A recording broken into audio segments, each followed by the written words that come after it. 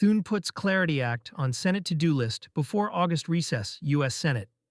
Majority Leader John Thune said the Clarity Act is one of the bills he wants passed before Congress leaves for its August recess, according to a July 29 post from Cointelegraph citing his remarks.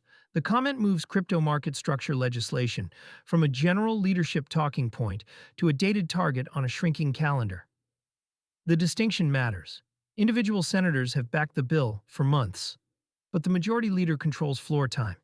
When the person who schedules votes names a bill as a pre-recess priority, it changes what is realistic in the next few weeks rather than the next few months. The recess clock is the real constraint. The Senate's August recess typically pulls members out of Washington for several weeks, and anything not resolved beforehand slides into the fall, where it competes with appropriations fights and other business. That is the pressure Thune's comment speaks to. Naming the Clarity Act now is less about ideology and more about sequencing. Leadership is signaling it wants the bill through before the window closes.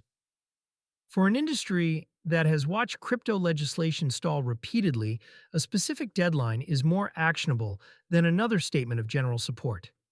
It gives lobbyists, drafters, and opposing members a fixed point to organize around. It also raises the stakes of any single objection, because there is now limited runway to resolve disagreements before the calendar forces a delay. From individual backing to leadership commitment, the Clarity Act has collected endorsements piece by piece.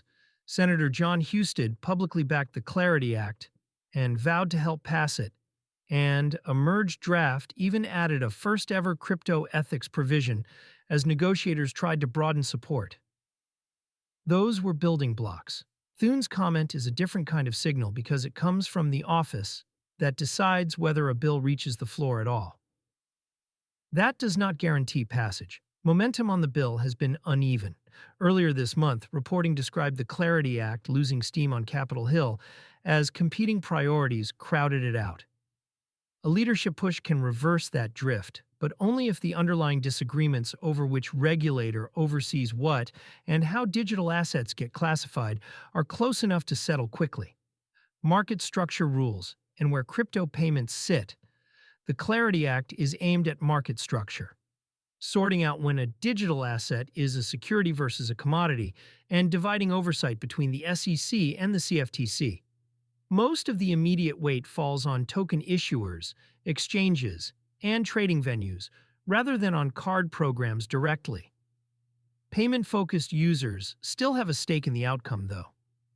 Clearer classification rules affect which assets U.S. platforms can list and support without regulatory ambiguity, and that flows downstream to what people can realistically hold, fund, and spend.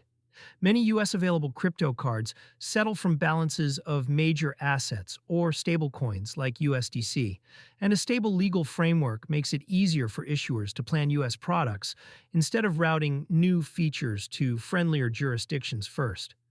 For readers weighing options today, the practical availability in the United States still depends on each provider's own licensing, not on a bill that has not passed. Crypto prices did not show an obvious reaction to the comment.